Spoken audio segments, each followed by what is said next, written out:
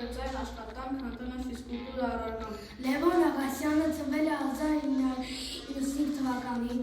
հունվարի 9-ին Կապան քաղաքում։ Լևոն Աղասյան, հայ թեթևատեր, միջազգային կանխի սպորտի վարպետ,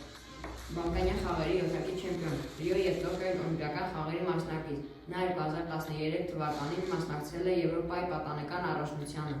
ներկայացրել է հայրենի երկրի ամառային օլիմպիական խաղերին։ 2024 Լևոնը լավ էր մեկնարկել։ Նա մասնակցել է Օլգա Ռիբակովայի անվան մրցաշարին։ Այդ մրցմանը նա ցատկել է 15.25 մետր և արժանացել արծաթե մեդալի։ Իսկ այս ամենի նպատակն էր ներկայացնել Կապանի մարզիկներին օլիմպիական խաղերում։ Մենք ընտրեցինք Լևոն Աղասյանին։